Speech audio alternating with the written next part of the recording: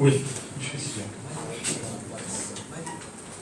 Encore une fois, merci d'avoir si massivement répondu à notre appel. Nous avons décidé de rencontrer la presse pour faire avec elle le point de la situation politique, économique et sociale du pays, à la lumière des dernières actualités intervenues.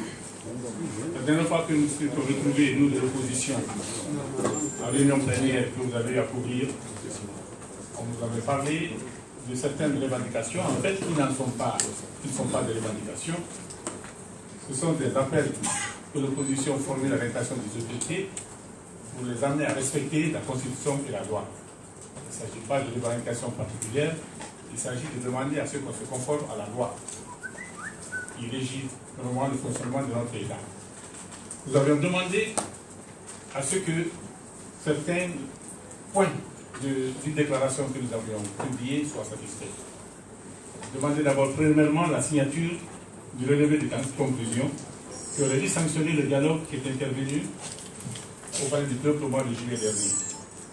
Comme vous le savez, ce document n'a jamais pu être signé parce que le relevé de conclusion en projet qu'on nous a soumis ne reflétait à rien, ne correspondait à rien au consensus qui avait résulté des discussions. Le deuxième point qui figurait dans notre déclaration, c'était l'adoption d'un calendrier consensuel des élections communales. Vous vous souvenez, au sortir de notre dialogue du 3 juillet 2013, on avait retenu tous ensemble que les élections communales se seraient tenues au plus tard à la fin du premier trimestre de cette année, c'est-à-dire au plus tard le 31 mars 2014. Aujourd'hui, on n'en parle plus. Il n'y a aucun projet de calendrier qui est présenté. Il n'y a même pas une concertation qui est envisagée entre les compétiteurs électoraux et la CENI. Bref, ça semble être renvoyé au calendrier. Nous avons exigé que ces élections se tiennent enfin, parce que les mandats de ceux qui assument les responsabilités de président du CRD, de maire, de président du conseil de quartier, ces mandats, soit ils ont expiré depuis des années, soit tout simplement ils sont illégitimes et illégaux, parce que c'est des nominations qui ont procédé à leur mise en place. Nous avons dit que ce sont des violations flagrantes de notre Constitution.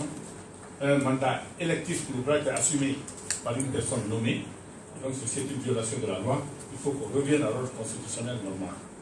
Troisièmement, nous avons dit qu'il fallait qu'on réforme la CENI, pour deux raisons très simples et évidentes. La première, c'est le manque d'efficacité de l'institution. Si nous sommes jusqu'à présent là en train de parler d'élections communales, en train de parler de correction d'anomalies sur le fichier et sur la cartographie des bureaux de vote, c'est certainement parce que les élections législatives passées ont révélé des dysfonctionnements, des incohérences, des lacunes extrêmement graves qu'il faut corriger avant d'aller au scrutin suivant. La deuxième raison, c'est que ce qui fonde l'impartialité et la neutralité de la CENI, c'est tout simplement sa composition paritaire. Comme vous le savez, les CENI ont fait éruption dans le paysage politique africain parce qu'on n'avait plus confiance aux administrations publiques pour organiser les élections. Mais si les CENI doivent se transformer en institution aux ordres de l'exécutif, à ce moment, on revient à la case départ. C'est comme si c'est l'exécutif qui organisait les élections et la CENI perd complètement en ce moment sa légitimité et je dirais même son utilité.